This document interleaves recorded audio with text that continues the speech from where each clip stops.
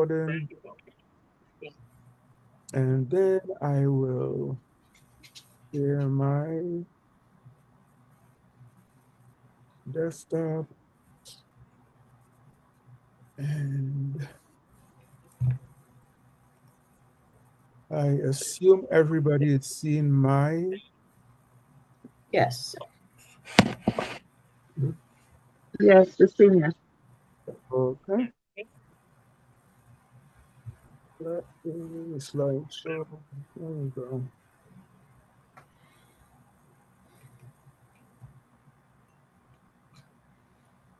Start. Okay. So we want to start by welcoming everyone to season 8 of Environmental Fridays. This is episode 16 of season 8. Our more details, you can find more details about Environmental Fridays either by using the link here, www.environmentalfridays.com. There is some, okay, I need to mute someone here. And also you can access our website using the QR code at the bottom right. So this has been our speakers for this season. We basically have, let's see, 3 more sessions to go. So the last 3 photos are here. In fact, we might have a change, but we'll let you know some more about that later. So it's been a really good season so far. And today... Are we recorded?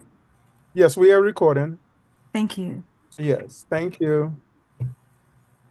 Environmental Fridays comes to you in partnership with the American Chemical Society Committee on Minority Affairs by our longstanding partnership with the Benton Spirit community newspaper. And as usual, the publisher, Princella Tobias, is here online. And GC Scored, Every Piece Matters, is a social emotional wellness organization. To access our Facebook group and to join our Facebook group, we encourage you to join. Just simply go to Google and put in search for Environmental Fridays Facebook group, and it will be one of the top hits. Same thing for our YouTube playlist. We have all 8 seasons on YouTube. And again, just go to Google, search for Environmental Fridays YouTube playlist, and you will find all of them popping up. The playlist for season 8, that's the URL there, and the QR code associated with the season 8 playlist. So today, isn't that cute? This is so cute. Thank you. Thank you, Laurel, for sharing this with me. Oh, you're welcome. I can't see it if you're sharing screen, but maybe other people can. Is everybody seeing the screen? Yes. Okay, good. Yes, and good morning. All right, very good. Yes, Laurel, right now I'm showing you a picture that you sent me. I see it now. I had to adjust a setting. Okay. Yes. That's really cute. Thank you. That's our wedding picture. That's your wedding picture. Yes, we had a 30-second wedding. Okay. And a lifetime of happiness. Yes, until the computers don't work. So I think, Laurel, you and I have been working with each other since around 2020. I think it was pre-pandemic. Yeah, it was pre-pandemic for sure.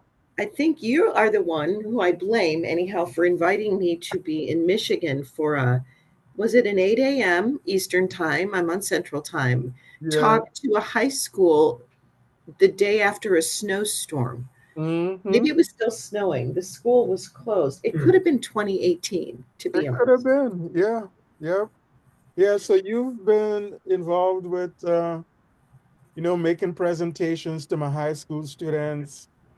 I think you've done maybe 2 or 3 Environmental Fridays presentations. You've connected me with lots of different guest speakers. It goes on and on how much collaboration we have. Right now, I believe we are still working on that book, and we have a chapter in there. So, Yes, that will be coming out. Your book will be coming out yeah, hopefully by fall. It's with yes, Dr. Charles's good hands.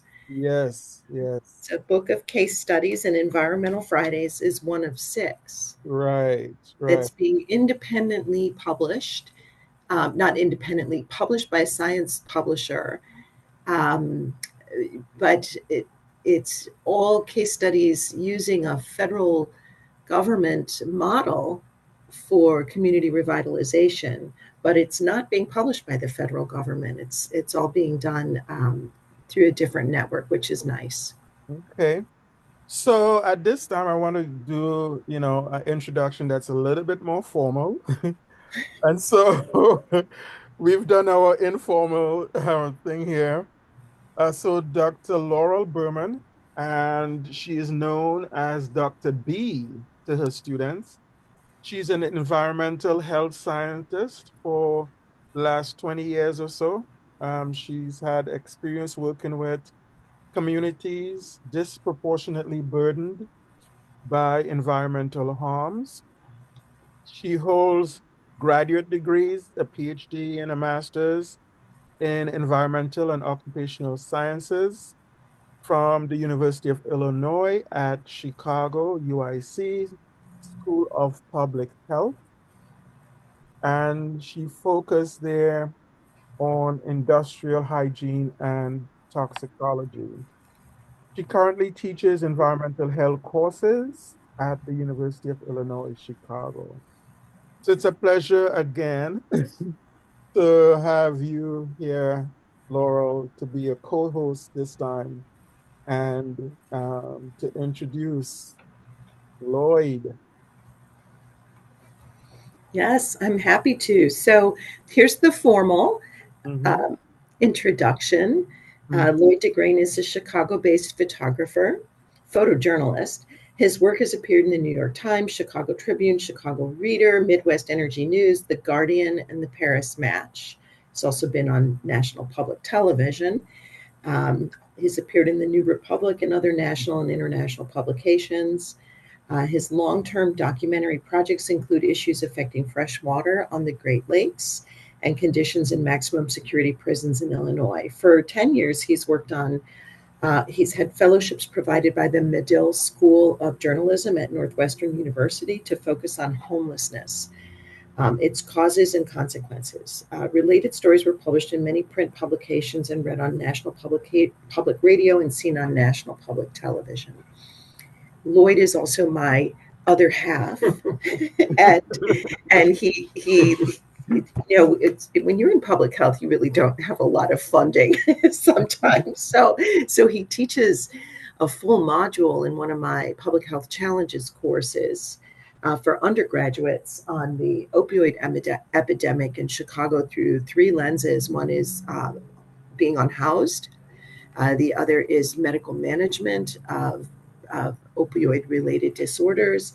And the third is the economics of homelessness, especially related to opioid use. And our Thanksgiving table in my classroom are always filled with people that Lloyd works with. And you'll probably sort of virtually meet some of them today.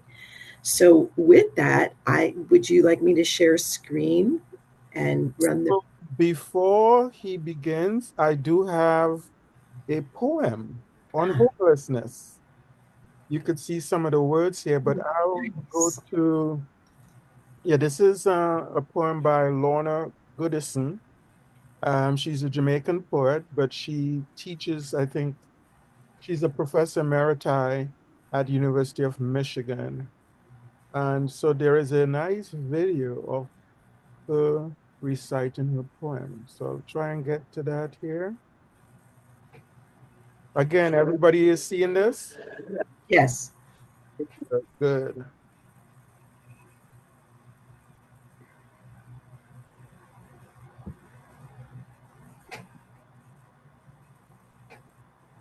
This is a hymn.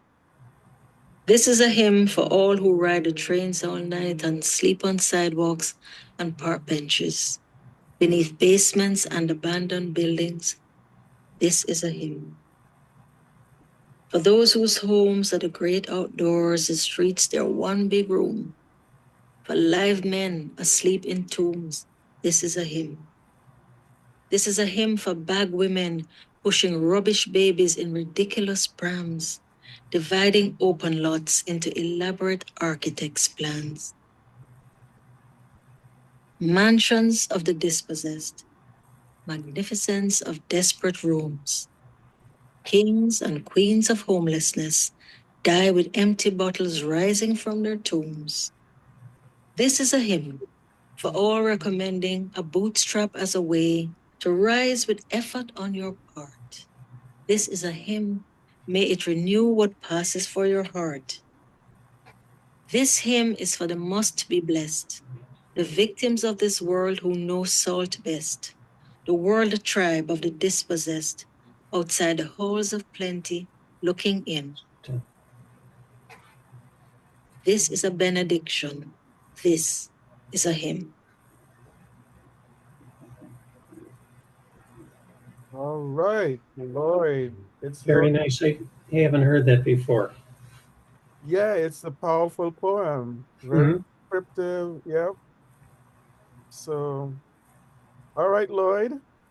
I will Okay. stop sharing. All right, and bear with me because let me tell you about my week. Monday, so I go in very, very early to work. And Monday, I took the bus in and I get on the bus and I have my nice little cotton dress on and a raincoat because it's raining and my lunch bag and my computer and all my things. Let me know if you can see this in slideshow as I describe So my week. it's in slideshow, but it's not full screen. It's not full screen. Okay, No. I am going to try to adjust this. Okay. So Monday I'm on the bus, and the bus they wash the bus sometimes, on occasion, because I get on the bus at about 5:20 a.m. And if I can't get it into slideshow, we're going to wing it from here. Okay. So Okay. we may have to do that. Yes. So I'm going to try another option. Let me know if this makes a difference. Okay. Do you see it as full screen? Not yet. No. Okay. All right. Okay, we will probably wing it. So Monday, I get on the bus and I go sit down and I stand up to get off the bus. And I thought, why are the back of my leggings wet? And then I get to work and I'm like, why is the whole bottom of my dress wet? And I said, oh no, being in public health, I said, what did I sit in? And it turned out they had washed the bus seats and they're upholstered. So it wasn't the alternative that I was thinking about. And how I knew that is I smelled my dress and it smelled like soap. So that was Wow. Monday. And then Tuesday, I went to make my toast when I got to the office and I brought in some avocado and I was all happy and it had mold on it.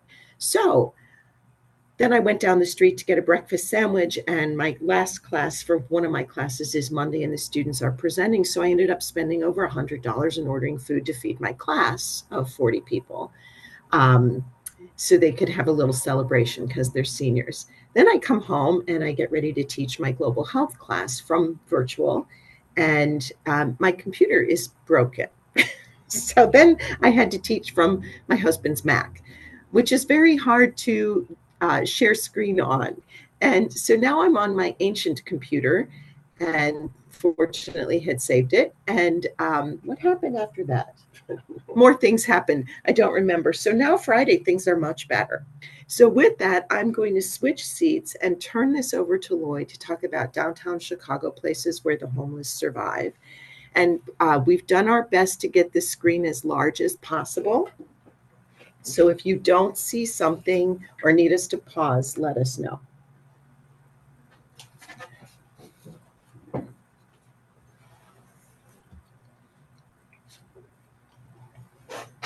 Okay, this is just here, right? I can do that down there, okay? Or this. Desmond, do you hear me? Yes, we are hearing you. Okay, so as you said, I received a couple of fellowships from the Medill School of Journalism at Northwestern, and that got me started with the whole process of documenting homelessness. But during that time, I also looked into the causes of homelessness, and I chose an area where I could walk. I ended up walking about 6,000 miles through these 10 years in the downtown Chicago area. This is downtown Chicago as perhaps a tourist would see it. This is the lakefront, the beauty of our city, even in the coldest months. So we are still on the first slide. Oh,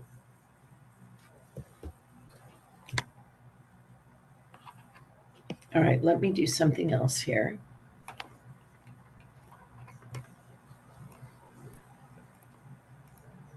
Do you see the glass building now? See the glass building now. Okay. All right, we had to come out of slideshow for you to see this slide. Okay. Okay, so there you go. You can do down there, Okay. or I'll switch for you. okay. So I'm on. This is the walk in Chicago.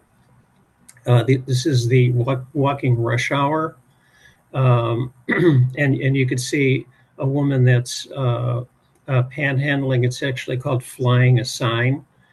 Her name is Stacy, and these are the two people that whose camp I've documented for about 9 years. This is her husband, Greg. They are homeless. They are also, or were, up until about a year ago, heavily addicted to opioids. And they allowed me to document where they lived for all these many years. This is the famous Riverwalk in Chicago, but just down the ways from the Riverwalk is kind of the Dickens, A Tale of Two Cities. So this is Elmo at his shelter, what he made. And I also met Elmo quite a few times and documented him through the years. I can't see the text. Okay.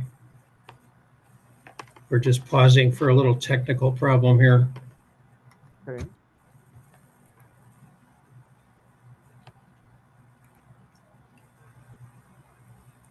Can I see the words? Okay, you're gonna have to go back then. I'll try to read it.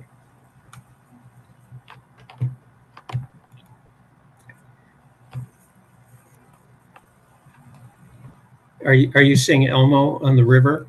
Yes. Okay, Yeah. The river is to the right of him and he's looking down at it. correct. Yeah. This is a man. He was my first guide into an area called the Fields, which is just south of downtown Chicago. His name is Kent.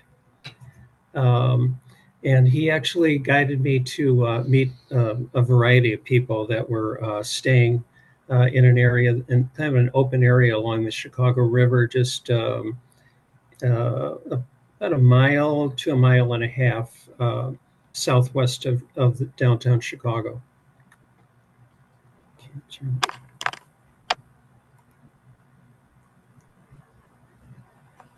You could go back to the small part so I could read the words. There we go. Okay. Okay, this is Damien. He built a fort at that camp that I was originally at.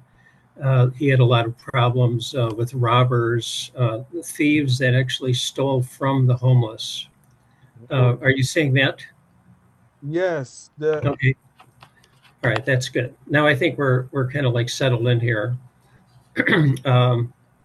Next slide. You just said people steal from the homeless? What's that? Something that caught my attention was you said that there are some people that steal Oh, from the yeah, homeless.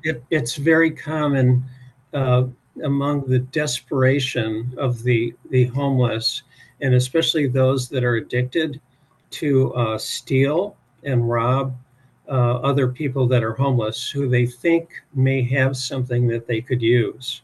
It's unfortunate, but it does happen. Hmm. You'll see more of that as we go along. This is Jeffrey, who kind of slept in an area that was just leading into the downtown area. These are like thrown away or stored city pipes. They weren't used in the original construction project, but Jeffrey made a home in them.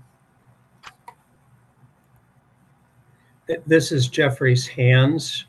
I kind of like focused on features that indicated that people were homeless. Jeffrey couldn't remember when he bathed last. It could have been a year. It could have been 2 years. He couldn't remember.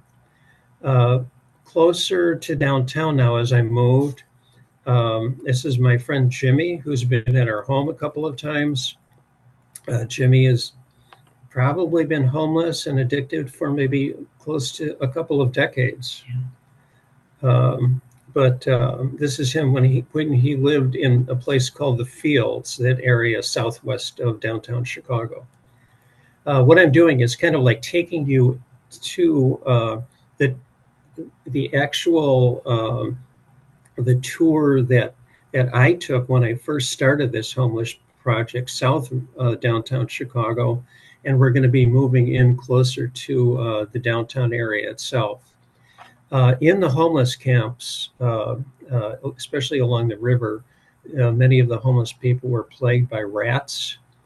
Chicago is known for having a large number of rodents, one of the top cities for that. And the homeless people had to learn how to deal with the rat population who got into their tents, especially if they stored food in their tents, which the homeless tried not to do, but sometimes ended up doing. And this is Elmo holding up a couple of rats that he caught. More on that topic later. And here's another picture. Jimmy is in the background. These are some of the rats that were in the camp. These are rats that were caught with a rat trap for in just 2 hours. And then there were many more that were caught after that, but I took this picture. So as we move farther north, going closer, I started finding bags. And at that time, I didn't really know that much about drug addiction. This was close to 10 years ago. But America at the time was noticing a lot about the opioid epidemic. Like I said, in some talks that I've given, I've walked 6,000 miles and ended up in America's opioid epidemic. These are some of the first people that I knew very well, Dan and Rhonda.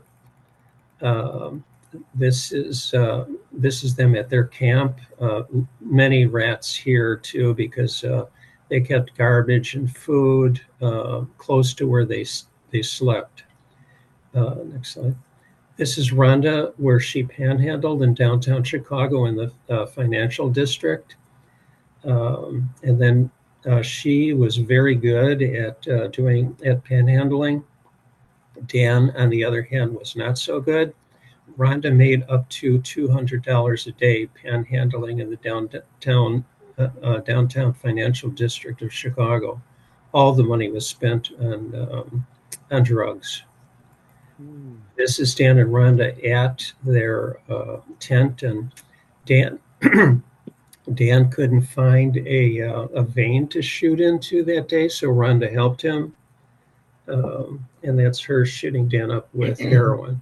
Now, the next picture, I'm going to give you a trigger warning because we took, Rhonda couldn't move her arm very well, her left arm. So we actually took her to the hospital. If you have a weak stomach, don't look at this picture. If not, this is what we saw. We left their camp, took Rhonda to the hospital. As I opened the car door, Rhonda said to me, "I know you've always wanted to take a picture of my arm, and this is it. And if you take this picture, maybe it'll help others." And that's what Rhonda, that's where what was causing Rhonda to not even be able to walk to her camp. An infection set in. Next. This is her at the hospital. I was the emergency contact person for Rhonda, and we thought she was doing pretty good. The hospital treated her really well. She was in for a little less than a week, and then at about 4 o'clock one morning, I got a call, and they said Rhonda had died. So I had to go look for Dan. I didn't know where he was. Next slide. And I finally found him. I told him that his wife had died. That kind of sent Dan onto a path of destruction, self-destruction, I should say. Dan wandered from camp to camp. This is him with, he actually got what we called at the time one of the free Obama phones. Those are phones given to the homeless so that they could make emergency contact with people. This is him along one of the Chicago expressways in a shelter. I'm trying to focus this particular presentation on where people stayed and how that environment affected them as much as I can. But we're also talking about the opioid epidemic in Chicago, which the CDC estimates that about 750,000 people have died. The New York Times pushed that figure up to about 1 million people altogether, counting on the consequences and the effects of long-term opioid usage. So we have traffic going by, Dan exposed to the weather, mold in his tent, but he didn't stay that long. So like I said, the next thing he did was he jumped on one of the, well, as he was moving along, he found others that were just like him. Next slide. And this is a shooting gallery that Dan shot dope in, and so did about 30 other people. They shot dope at night because there was a light there, and then just threw their syringes, their used syringes, right in front of them into that lot. The city, once officials found out, sent in a hazmat team to clean up that environment. And they found about 3,000 syringes in 2 days. And then it was that area was closed down. So following Dan, he then slept on the trains, on the L trains in Chicago. Those are public transportation. This is a picture of him, and he found a friend there named Marie. and they became friends just because of them both living in on the trains and being addicted. Marie, women that are traveling alone or encampments or in tents by themselves have faced a lot of very difficult problems. I interviewed Dan and extensively, but just for the sake of time, what I'm going to do now is read you an excerpt from an interview with Marie, and this is her remembrance from being on the train.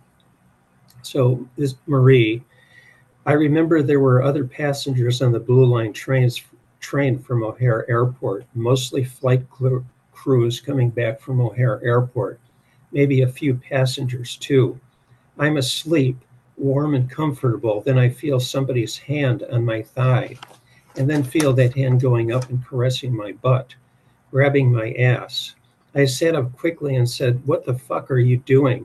This guy, I didn't know him, slides next to me and says to me suggestively, "You want to make some money?" I said, "Get the fuck away from me," but he didn't. He didn't even move. He just said, "You need money? You want to make some money? So let's get it on." He smiled. I'm thinking, what the fuck? This guy is not going away. So I started getting louder, yelling all kinds of shit at him so that everyone on the train could hear me. The guy, though, whispers to me, "Hey, they're not going to hear you. They're not trying to hear you. They don't care about you. They don't give a shit about you." I looked around the train and people looked at me, then looked down at their cell phones. I knew right then that nobody was going to help me. But this guy sitting next to me, bold as fuck, knew something that I didn't know. That is, that everybody on that car can hear what's happening to me, but nobody cared. Nobody gives a fuck. Nobody is going to help me. He knew they wouldn't. That was Marie's story. Wow. And then it's been well documented that people, when they enter homelessness, may lose their home or apartment that they're in. So they start living out of their cars. This is a man, his name is Donnie. He lived in an alley for a long time. This was him and a little bit of an interview I did with him. He also had a parole violation. Believe me, when many people that are homeless, well, I mean, some anyway, who have been in prison enter homelessness because they can't find a job or, they have no family to rely on, so they just go to the streets. And Donnie was also addicted. So this is a little bit of the interview I did with Donnie. I'll describe it first. Donnie and his girlfriend Denise have been living in a small white car for over 8 months. It used to run good, Donnie said. The car, though, broke down 3 months ago. It hasn't moved since then and now sits in a dark, rat-infested alley near Van Buren and Wells Street in Chicago. When we first got to Chicago, we used to park in this alley and then walk to buy our drugs. Not too far from here. It was mostly heroin or what we thought was heroin. I'm not going to lie, we are drug addicts. We could cop the drugs, then come back to the car, sit in the car, use the drugs, then drive someplace else. On Christmas morning at 6 a.m., we went to Union Station to panhandle and do our bathroom business. We got back and seen our car's 2 doors were open and one of the windows was busted. It was really cold. Somebody must have been watching us, and when we left, they trashed our car. Our clothes were frozen together in the back seat. We were fucked, just fucked, and it was Christmas morning. Merry Christmas to us. They destroyed everything we had. And the next picture is Denise, his girlfriend. That's when they had the car. So I'll move along. This is Jimmy again. Like I said, I've known Jimmy for close to 10 years, and I see him from time to time. He moved out of that tent in the South Fields, south of the downtown Chicago, and ended up in an alley And this is a picture of him in the alley when the snow just started to fall. But he moved to that alley. His brother, next slide, his brother Mike was homeless also. Many family problems. I'm not sure about all of them, but it's something that causes people to become homeless, to become mentally ill, is their history, life with their families.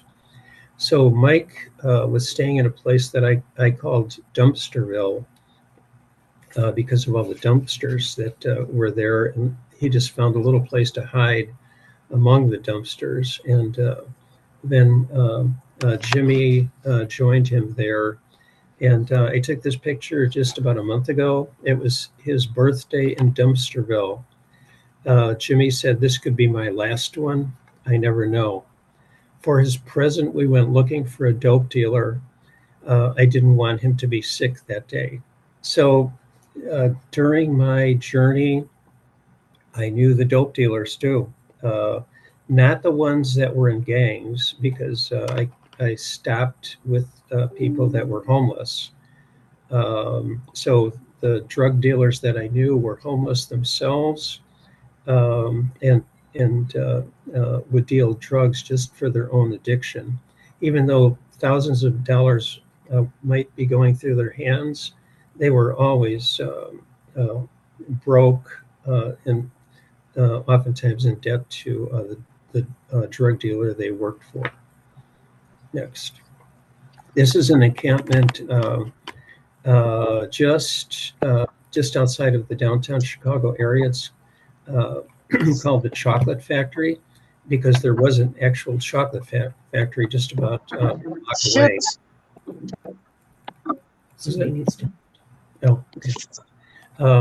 Next. And this is a man named Ian who stayed right next to the chocolate factory. Ian used a wheelchair, but his right foot was badly infected. I urged him to go to the hospital. Finally, one day he did, and 2 weeks later, his right foot was amputated. It happens to many people that are homeless and addicted. They get infections that they can't take care of, and it just compounds their medical problems.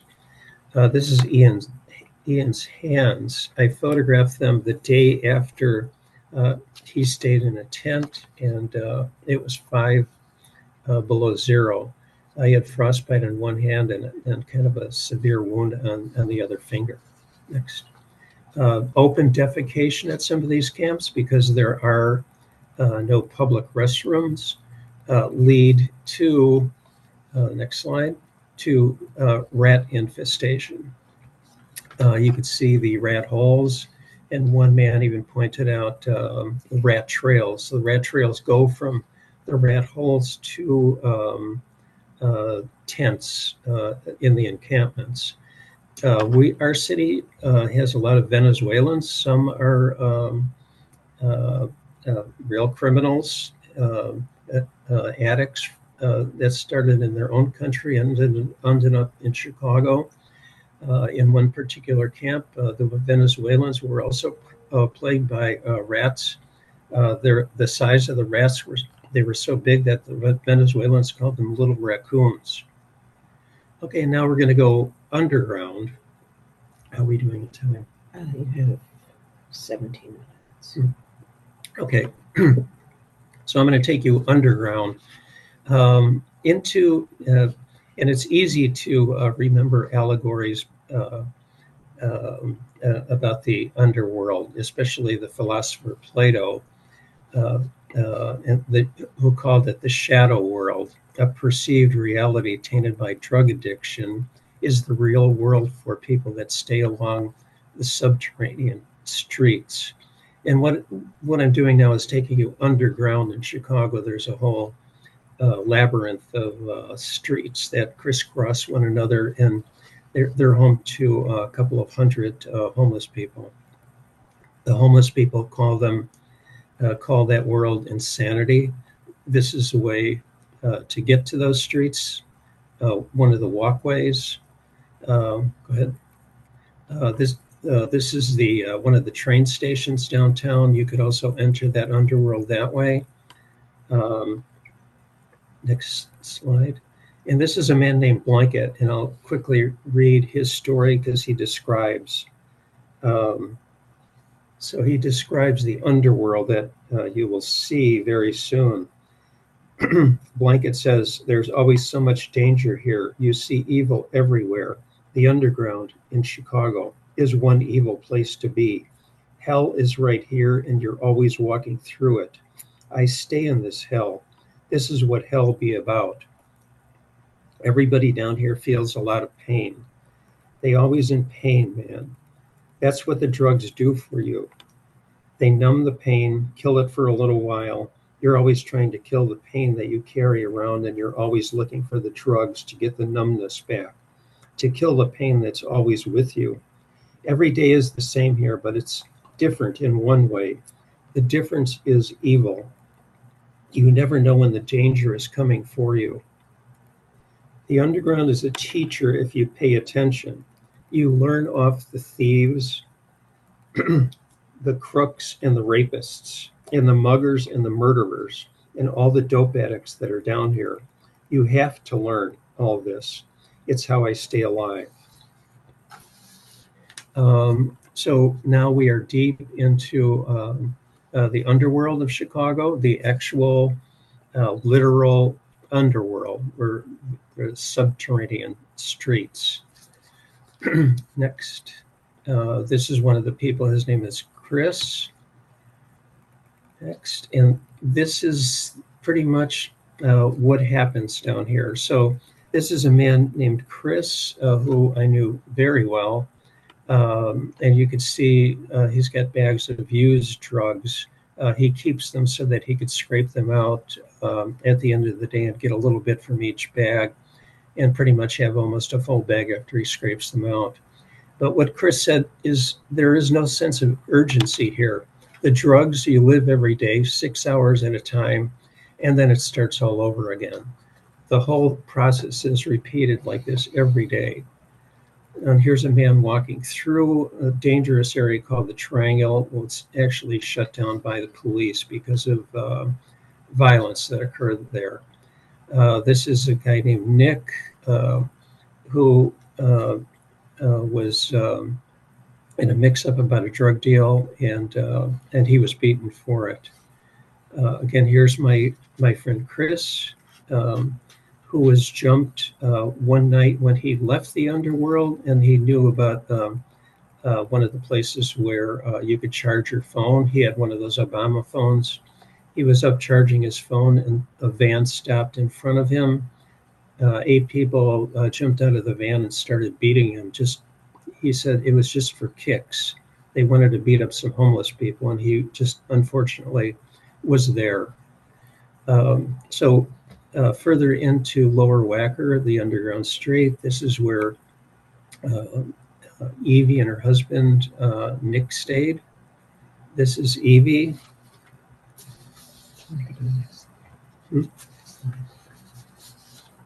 Okay, yeah, next slide. This is Evie, and she'll describe, so she says, where I live, Lower Wacker, it's like a dark dungeon. I call it downstairs, like a basement, Chicago's basement. I don't really know how we breathe here. We live right next to the street. The dust is everywhere, and exhaust fumes from cars and trucks are around us all day and every night. There's that, and then there's the people that stay down here. Some of them, many of them, are scary people. If my mom saw me like this, she would have a heart attack. She would cry, I would cry. I'm not supposed to be here. This is not me. I'm not supposed to be here like this. About 6 months after I did that interview, Evie died from long-term addiction problems. So going along, this is, if you look at this slide and read some of the words, this is a woman who lived by herself. She was repeatedly beaten, robbed, and raped. And she marked all of this down on the wall next to her tent. Next slide. This is Angel, who came to Chicago from Detroit, was left here, and she too suffered violence. She had no idea even anything about the underworld, but she was a man that knew it well, brought her down. She was addicted also. What happened to her? She was down there, and she had a boyfriend of sorts who kind of forced himself on her. She called him her criminal boyfriend, and what happened to her? She said, "So my boyfriend, the criminal, jumps this Venezuelan kid that's down here to buy drugs, and starts beating him bad. He wanted his money. I tried helping the kid and jumped in, but my boyfriend throws me off into the dirty street. I landed on my hands, scraped the skin off my knuckles, and a few days later, my hands got infected. I went to the hospital, and they amputated one of my fingers on my right hand. I guess I came to Lower Wacker and gave up a finger just for being here." Okay. And since we're getting close to time, I'll kind of go through these quickly. You could look at some of the photographs. Food is a problem for many people. This is Jeff. This is Ryan. He slept with pigeons all around him. Next slide. Some people afraid of dope dealers were even staying in an area with pigeon poop all around it that had been accumulated there for months, leading some to histoplasmosis. This is Ryan Ali. He stayed under the downtown streets, but he went up to panhandle. Some people would call an ambulance, some people turned away, and some people gave him money. This is Sam. Just for the last three people, every one of them is dead. They were all like in their late 30s, approaching 40. This is a man who slept right in between the downtown streets, or the downtown underground streets. He feared for his life and just hoped that nobody would come out there for him. It was all he had to do was roll over, and he would be hit by a car. But I learned that some people stay in dangerous places, and also learned not to intervene with some people because they had the reasons for staying. Like Cookie, she moved from place to place. The next slide is just behind the Trump Tower along the Chicago River. Next slide. So there were many of the buildings' exhausts would come through into the lower floors, and this is right where people lived. So they breathed that air, and we're talking about environmental issues. These are two people, Dom and Tina, that lived right under some of those exhaust fumes. If you're wondering why it's yellowish, the city in those subterranean streets had installed sodium vapor lighting, and it cast kind of an amber glow over everything, very mysterious. And this is Tina's story. This will be the last kind of story that I read because of time issues. So Tina describes the cold night in the underworld. "We're never really warm here. It's always so fucking cold. You feel like you're in a metal skeleton. The metal gets cold and it goes right through every warm part of your body. It's so cold that sometimes you're afraid to go to sleep. You know, the kind of cold where if you do fall asleep, you might freeze and not wake up. You're frozen, just a piece of dead flesh. But the cold brings something else, though. Yeah, the other night I thought my husband had his arm around me and was squeezing my shoulder. It felt nice at first, but fuck. I started waking up and realized it was that mama rat that lives across the street and one of her babies. They're under our blankets with us because it's kind of warm from our body heat.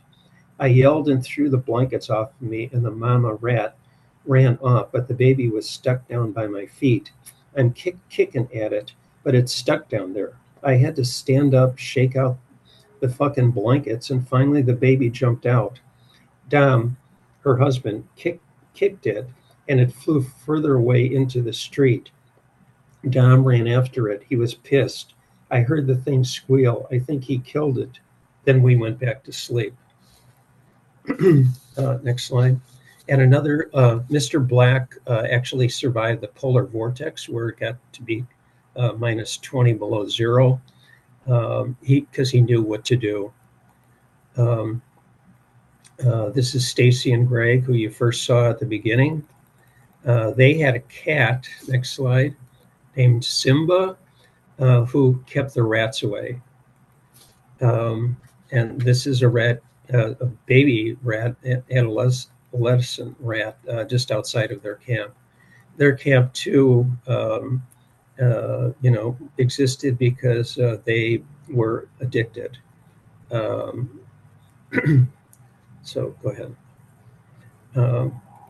So I'm going through these a little quicker now. Greg wrote a lot about his experience there. I have a lot of his letters. That's him with Simba. Stacy, trying to get some rest. She was very depressed, slept a lot, almost reminded me of when I documented one of the state prisons. Okay, keep going.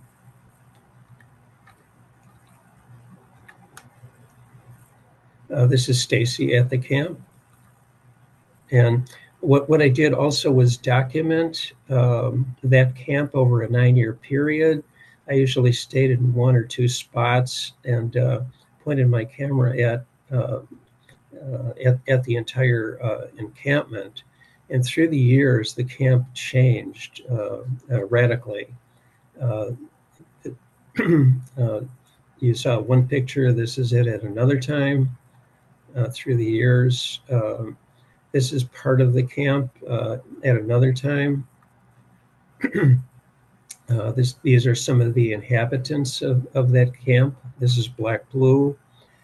This is Rob, who had this, somebody carved him up at night. He had no idea what happened. And he just told me, I woke up like this. He took off his shirt, showed me so I could take the picture. And he says, I have no idea what happened to me.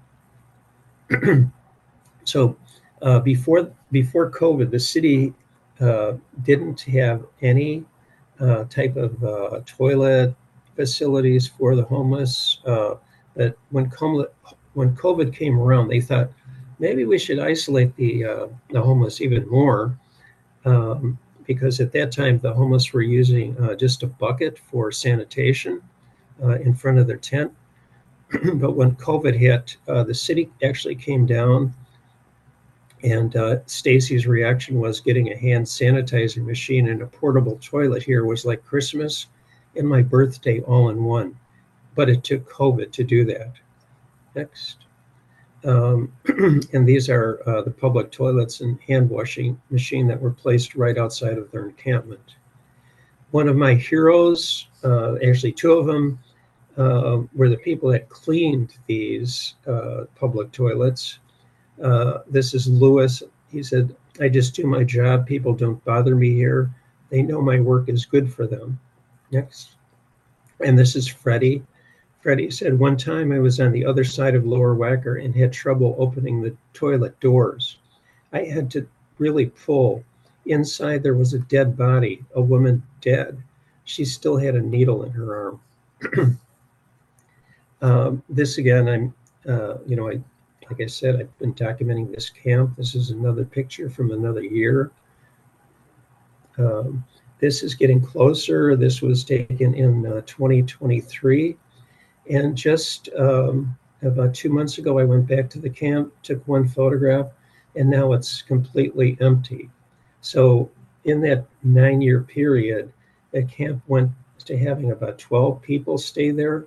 And it's a kind of a mixed up rectangle of about 20 by 30 feet, wide by 30 feet. And then at the very last slide, there is some hope to all of this.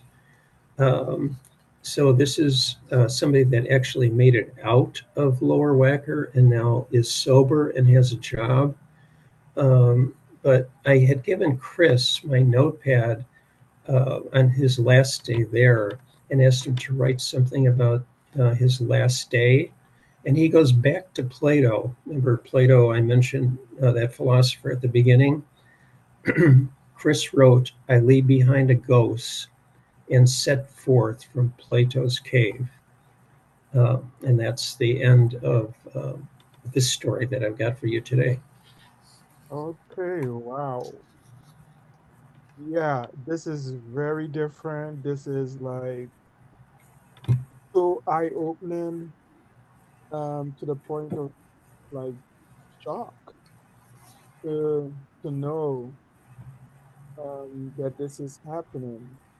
And so the first question I have is, okay, I in research for your presentation today, looking Mhm. at things, I came across New York City has a Department of Homeless Services. Does Chicago have something like that? What? Yes, Tell me yes, they what else? do. Yeah.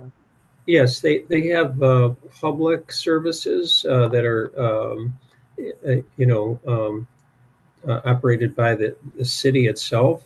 And then there are private groups. I actually volunteer with one of the private groups called the Night Ministry, and they serve the homeless.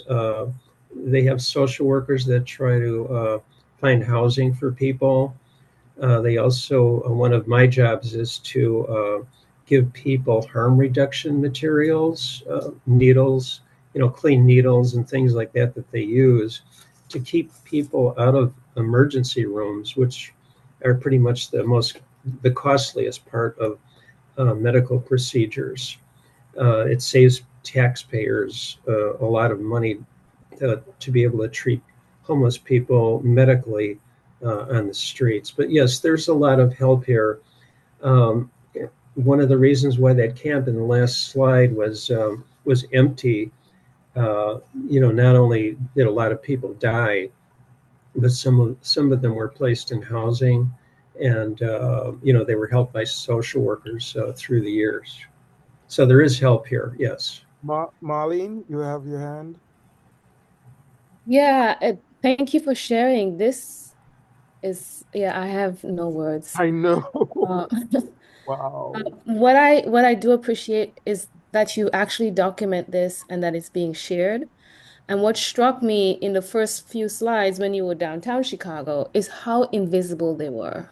Mhm. That people were just going on with their lives, and I think I could have done that, just walk by and not even notice. Right.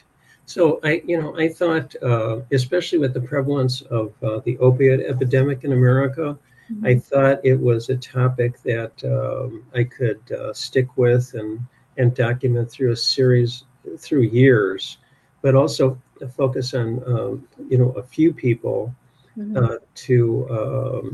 to see what happened to them through the years. Greg and Stacy, you know, we became friends with them. They've stopped over at our home.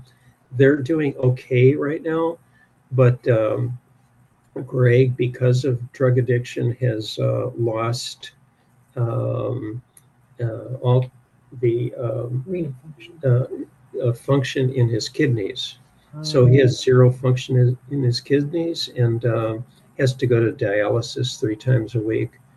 Stacy uh, had problems with her kidneys too, but she's not quite at the point of going into dialysis. But there are many people because when fentanyl replaced heroin, fentanyl was mixed with, you know, just a concoction of all kinds of things when you buy one of those bags. It's much more powerful than heroin. But when you do it and you do it over a series of years, your kidneys are working overtime to purify the blood. So many people right now, I'm actually working with another person on doing a paper, a commentary on the prevalence of kidney issues with long-term addicted people. Thank you. Mhm. Thank you for sharing. So Thank you. Thank you for sharing. It seems like the underlying problem, though, is it's mental health. Mental health And is so one. there's a great need for mental health Homelessness initiatives. itself, it causes mental health. That's been pretty well documented. Yeah, The yeah, stress of being homeless, yeah, yeah. I mean, survival. They're pretty traumatized and constantly. So there's a couple questions in the chat, and yes, Lloyd is being very humble. I think some of us are in public health or related fields and environmental health. And I just really quickly wanted to recap, if you remember, the environment, pigeon droppings that can cause lung disease, air pollution, constant air pollution, noise pollution, extremes of weather, rats and associated diseases with rats, wounds become septic, they get gangrene, they really smell. It's a kind of a signal for trying to talk Yes. someone into going to the hospital. So if they don't, it'll kill them. Someone had a question in the chat. Many of the wounds are from dirty needles and the impurities, dirty hands, dirty needles, shared needles, and then the impurities in the drugs themselves. Mhm. Sexual assault, violence, flies, mosquitoes, rat bites. Unfortunately, and as gross as it sounds, rats loved Rhonda's wound. If you remember the arm that looked like, as a doctor would describe it, cheese pizza with the bones showing, that is meat. And Rhonda was bit by a rat the day that we took her to the hospital. yeah. Mm. And when to take people to the hospital, we have to buy dope. They're and the so I'm going to and just finish the recap on environmental things. Then there's another question in the chat, and then talk about some of the positive things that are happening in public health around the issues, especially with fentanyl being replacing heroin now. Most people smoke. I don't think I've met anybody who doesn't smoke that's addicted or homeless. So I carry cigarettes Yeah. with me. There's always cigarettes in our Right. house, needles, drug cookers, glass pipes for smoking cracks, bits of chore, the scrubbing, the metal scrubber that keeps you from inhaling the hot rock. If people are also doing crack because there was so much xylosine mixed into the dope Mhm. that That's they- an animal tranquilizer. yeah, Yeah. and it was giving them terrible abscesses. So people then switch from needles to snorting, which is a whole other thing. And then you have open defecation, again, the dirty needles, and then death. And so, unfortunately, through the years I've been with Lloyd, and as he's documented this project, I've been able to take my students out to the streets. They've had tours, they've met people. Most of the people that they've met, with the exception of Stacy, Greg, and Jimmy, and a guy named Mo, everybody's died. Mm. And then they have their grieving families. I mean, it's a terrible cycle. Many of them have children also who are estranged, being taken care of by,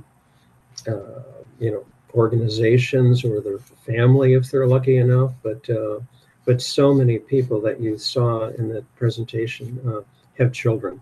Stacy and Greg have 3. They're living with relatives. So they even the outcome of those children. I mean, having parents that are addicted and homeless, that's got to affect their personalities as well. And they're more predisposed to have problems with drugs themselves. Growing up in the culture, mom being addicted while pregnant, then switching to methadone, which is still an opioid. So there is a question. What are some of the top reasons people seek help from Chicago's resources, and what have you found are the top reasons people succeed with treatment? Any trends you can share?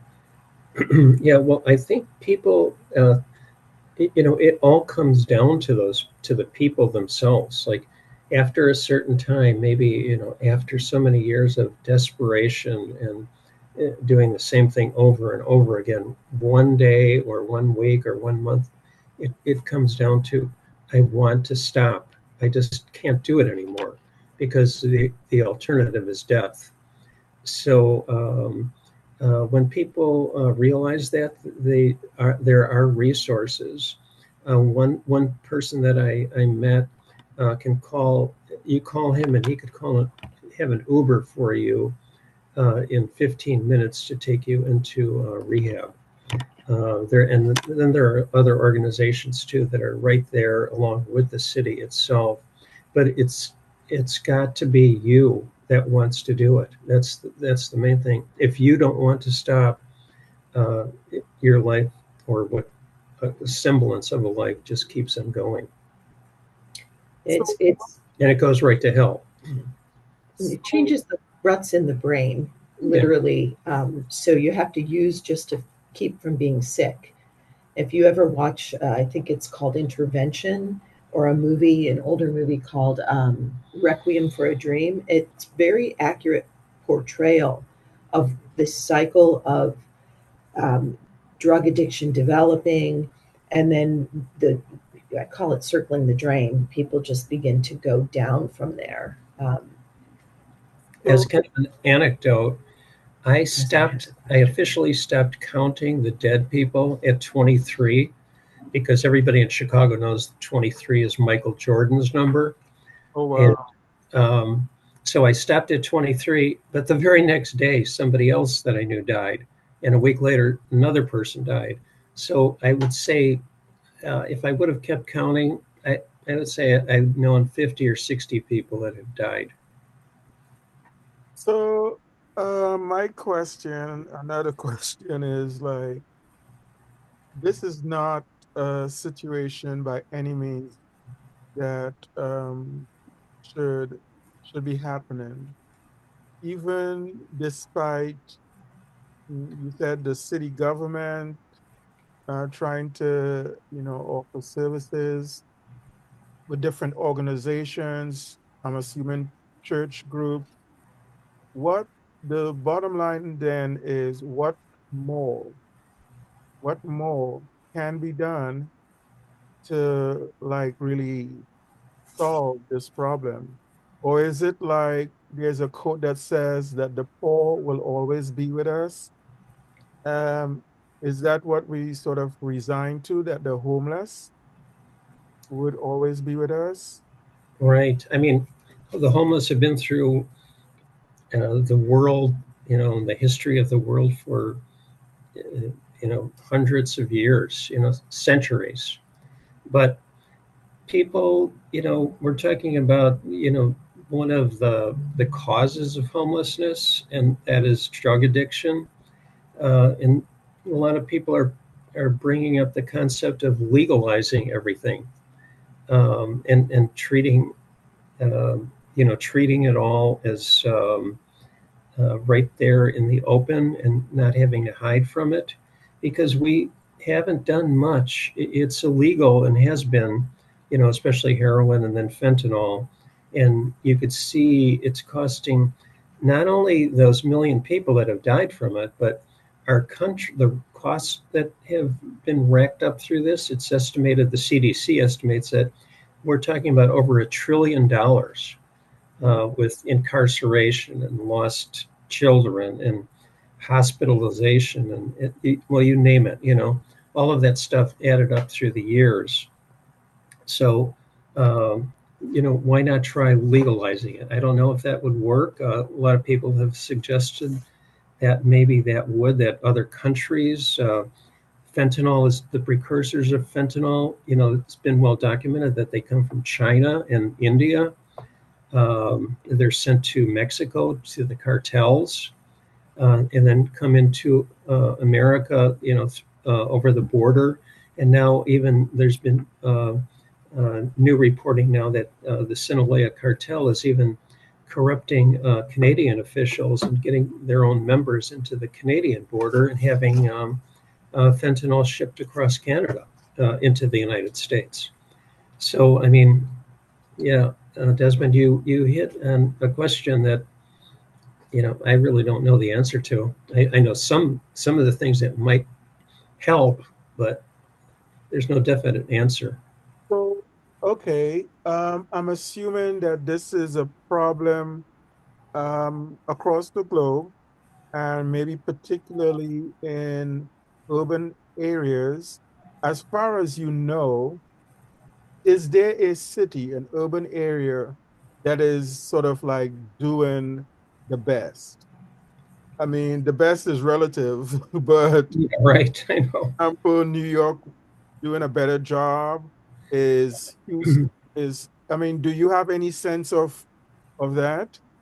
Well, you said it's across the world, but it has focused on the U.S. in particular. We have the most deaths from opioids. The country in the world, the most technological. Right, yeah, but here it's here, and it affects America more than any other country in the world. Wow. Um, so yeah, I don't, and probably the cities that where you can't see it, that have the toughest laws, um, and try and control this. Just kind of like maybe move the population around and are imprisoning more people than we are in say like a place in Chicago or New York or Los Angeles. Okay. Sonia? Sonia, you could unmute. Yes, thank you. So first of all, thank you very much for sharing your stories with us today. I think everyone on the call would agree that your photography is powerful. And I know that it's resonating with everyone here today. May I suggest, possibly with some of those success stories, that you use your photography to show the folks that are still in this state of mind, because the photography is just so powerful, is the best way that I can describe it. And I know truly, just from my own community members, people that I went to school with, when they're in the state of mind, they don't think anybody understands. You just don't understand. You can never understand. But to show them someone on the other side who has been right where they were, I think that would be very helpful. And by the way, you mentioned sometimes cigarette smoking. I too am addicted to cigarettes, which is why I never judge any addiction. I don't food addiction, sex addictions, smoking addictions. I'm also addicted to coffee. It's the I'm having some right now. Yeah, so she was very accurate in the rewiring of the brain. This is all going to come down to mind over matter. And I think, just my own personal philosophy, any healing of the body is going to take some spiritual work. So it was good to hear that you named one of the resources with the word ministry in it. That's my own personal philosophy. But just compliments to your work. Thank you. And that particular ministry doesn't force the issue at all. I mean, some people want to pray and they pray with them, but they never bring up, they don't proselytize at all. And I think that's important too for people that really don't think, they could be cured by Jesus or God or anything like that. So you just have to respect people on the streets for who they are and where they're at in a particular time. So during the winter, are there like city services or whatever that would allow like let's say most of the homeless to be in a place that's more comfortable, that's warmer? I mean, if we focus just on winter and the cold, Yeah. are there where they could just be during that time? Right. There are city shelters, but a lot of homeless refuse to enter those shelters because of the rules and regulations in a shelter. You have to be in bed and you have to be at that shelter at a certain time. So they they'd rather take their chances Oh, being wow. outside, especially if they're addicted. Because what if you shoot up and 4 or 5 hours later, you need to make some money and go find a drug dealer, and it's like 10 o'clock or 11 o'clock at night, and you're in a shelter, um, and and the rules state that you have to be here by 10 o'clock, and or you lose your place, or you get kicked out of the shelter. So yeah, there's those problems too. Just people not being able to adapt by the rules. What does it feel like for you at the end of a day when spent hours down there or something? Mhm. Um, to me, it's become second nature to me now because I've been doing it for so long. So even when I hear about somebody that I know that dies, I accept it now because I know the lifestyle and I know the consequences can be death. And so I'm not really, the first death, the death of Rhonda, hit me kind of hard because that was the first time. But like I said, I've known maybe 50 or 60 people that have died, and I just accept death now. And I walk through the camps, talk to people, and I just accept them for who they are, and it's just like this is a world that I'm entering, and it is what it is. So yeah, I'm not really that emotionally involved. And I think you could ask Laurel. I come Yeah. back. It's just kind of like going to a job. After a while. Yeah. It's harder if you really get to know somebody. Yeah. We had Thanksgiving about right before the pandemic, 2019, and Shay, Tony, Ryan were our guests, and we had several other people. And within months, Ryan was gone. He died.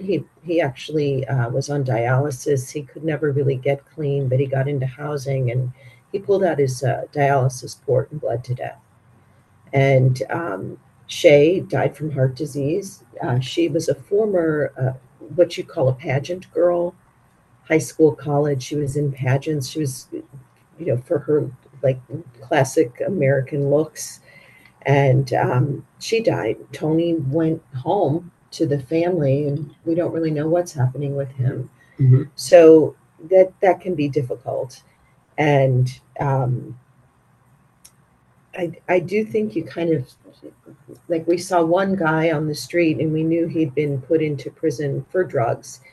And the way people have described it when they get out is I didn't choose to get clean. They put me in jail and I got dope sick, and then I was in prison for a year, and they come out and they use, and sometimes they overdose immediately because their bodies are clean and they do the amount they used to do instead of just a little bit. So it's a whole mess of things. But we saw one guy, and we knew had just been released to a halfway house, and we saw him downtown, and he said, "Oh, I've got a weekend pass," which we also knew that wasn't true.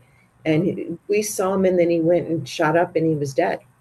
I mean, probably 30 minutes after we saw him. So it's really, I kind of wanted to, this is a hard subject, and it's important. I did also want to say there are people that are homeless who do not have substance abuse issues. They're homeless. Maybe they've been formerly incarcerated. Maybe they've just always lived one foot in homelessness, paycheck to paycheck. Those are people who will obtain services and do get services. But when you're addicted, it's one of the addicted people that we know says you're a slave to dope. That's the only thing you can think about is that next hit. And and people go, it's probably one of the toughest things to quit. People go through rehab over and over and over and over again. And finally, usually people that we know that are successfully clean, like years clean, they've come near death. One almost had his legs amputated past the hip. Another is on dialysis and barely alive. And Right. And all of this goes back to the $1 trillion that America is spending on the opioid epidemic. It's all of the taxpayers that are paying for all of this too. So we are all involved in a way. Mm-hmm. So from a public health point of view, Chicago and I think Philadelphia both have street medicine programs. Most people, it's hard for them to go get medical care. They'll cauterize their own abscesses with a hot knife at times because they know they don't smell that good. They're sleeping outside, they're not clean. They know they look different and they've probably been treated poorly in the hospitals. And so I think the healthcare system needs to have more compassion and understanding. And it's changed. And it's changing. So we have 2 hospitals here that now have programs that will treat the addiction. So you come in addicted, they're going to give you something so you don't start getting anxious and dope sick and itchy and check yourself out against medical advice with a raging MRSA infection, for example, which is then spread across the Chicago Transit Authority, the buses, the trains. So we're getting better. I teach a class that has an opioid module. We probably should have a whole public health course on it, maybe at the graduate level. So we're making progress. There are teams that do go out from the city, from our local alderperson's office, the night ministry, and the night ministry will see people regularly. They maintain charts on people. Laurel, let's also take a question or a comment from Bridget. Let's see, Bridget. I am on the train long distance, so I hope the background noise is fine. You're kind of muffled. Yes, I'm on a train across country at Amtrak. This is horrible and awesome and exciting and real. This is it. This is where I think anyone who claims any kind of a religion should operate. Thank you for your leadership, your advocacy, your service. Who buries them? Who buries these folk when they die? Who knows? What is the communication link? How do you know that he died half an hour after you saw him? What is the link? And how are they buried? Is it honorable?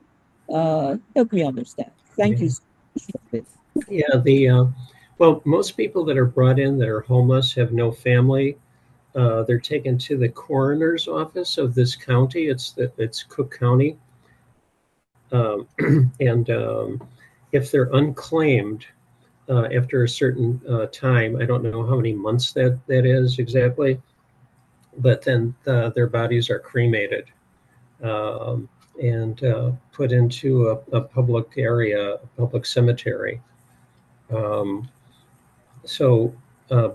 they really try to find a family member, to tell them. And I've been questioned by some if I know any link to a family, but some people have no family, and so they are not buried, but they're cremated and put into a public cemetery. Their ashes are anyway, and that's what happens to them if they have no family. The night ministry will sometimes have a memorial service. And then the sad part is there's cremation and then there's cremation. And so sometimes if there is a family member and they don't have a lot of money, they go for the lower cost cremation, and that is a group cremation. Oh. You just hope you're just getting your loved one's ashes. So when Rhonda died, we dealt with the family, and the mother couldn't afford. They were trying to get the money to drive here from upstate New York to get her ashes, and they did like the group cremation, and it never happened. But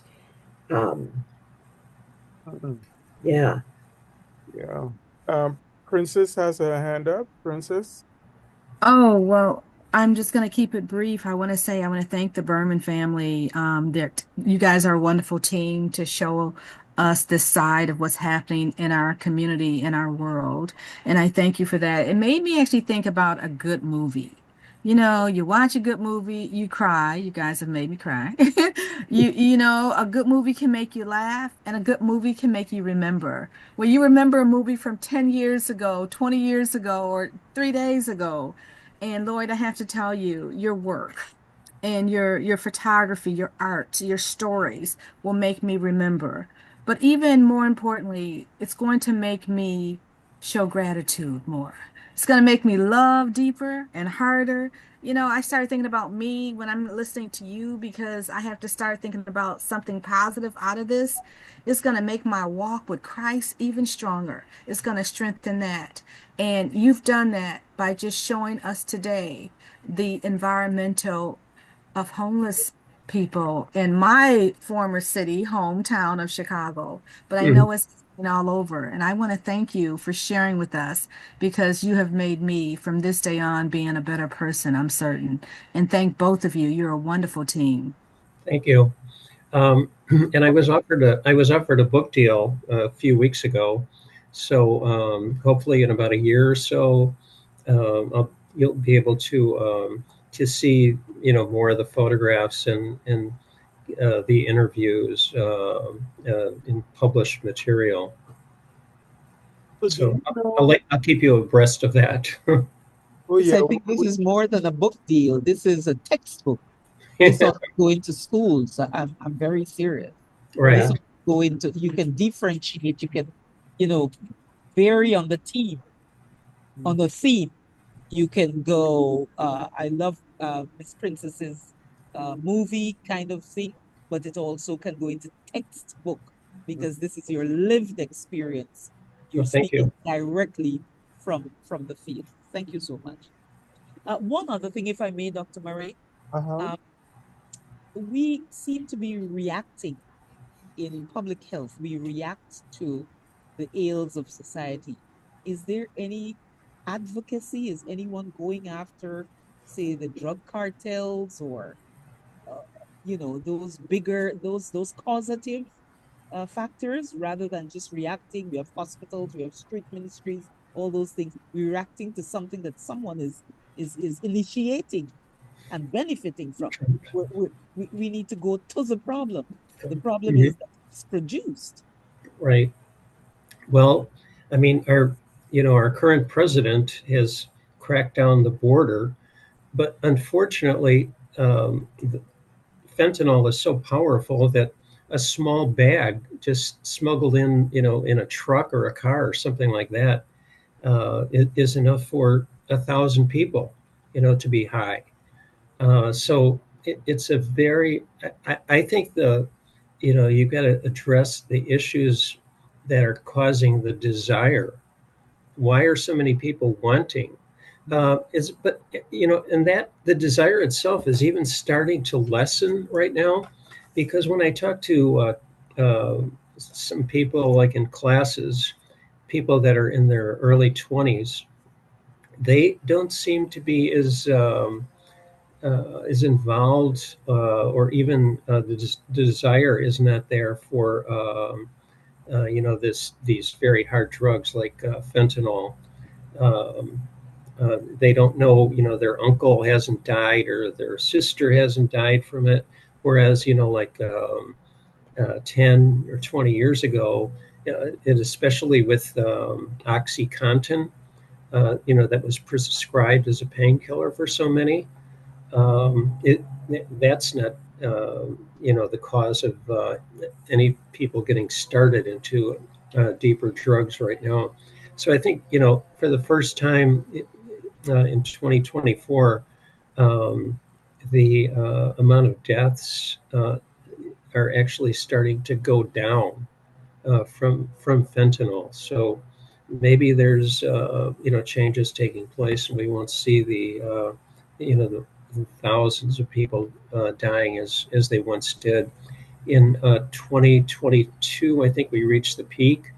107,000 people died there in that year alone.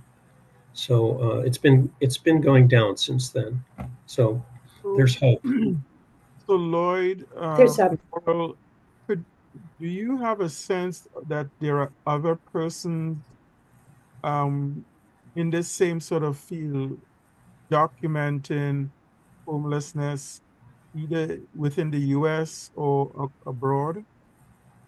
And have you been collaborating with them if they do exist?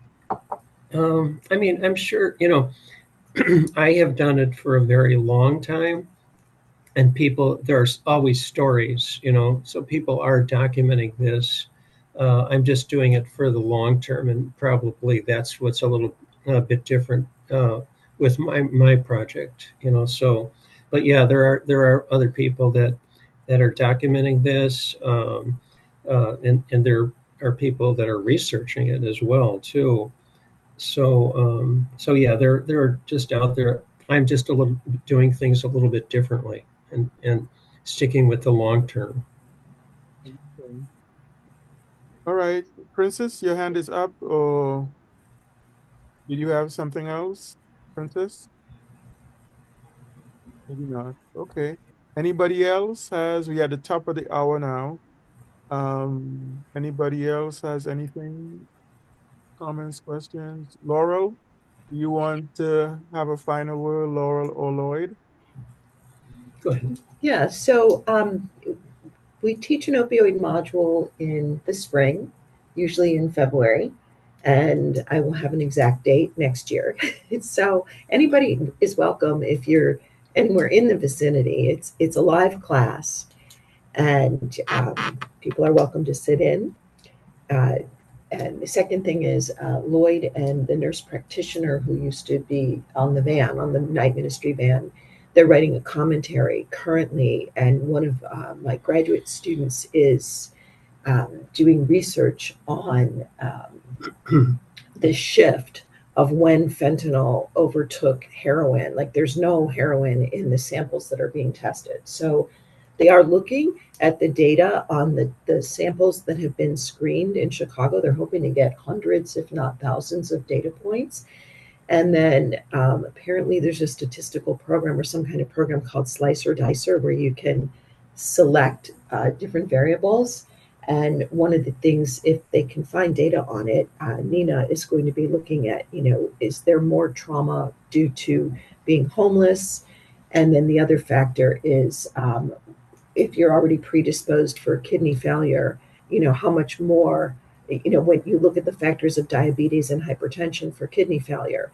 But do the people that are dying from kidney failure have those conditions as well as the fentanyl problem? So they're beginning to look at, more deeply on the big picture of things. All right. Well, we want to bring things to a close if no one else has a comment. Lloyd, did you want to say something too?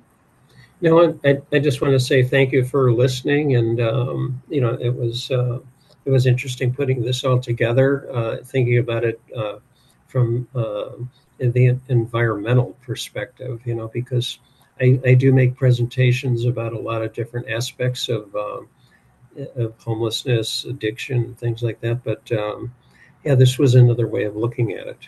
Right. So thanks for that. Not a problem. So I want to end by using the words that Sonia said. This is powerful on many different levels in terms of the impact it has on us who are, looking at this from a distance, really, online. Um, for you, it's up close and personal, and the way you captured this human suffering is vivid, it's powerful. As Princess suggests, it could give different philosophical and religious perspectives about who we are and what others are going through and our compassion for those others that are going through it. So This is really good work, Lloyd and Laurel.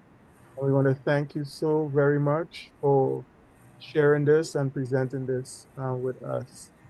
Okay, Wanna thank you. also- Yeah, we also want to thank all of our audience members, those who listened in, those who asked questions and made this memorable experience. Thank you, everyone, and hope you all have a great weekend. And if it's Friday, it's Environmental Fridays. See you guys next Friday. Take care. Take care. Mm. Bye, bye, Thank bye, you. everyone. Thank you. Okay. Yeah. Yeah. Yeah.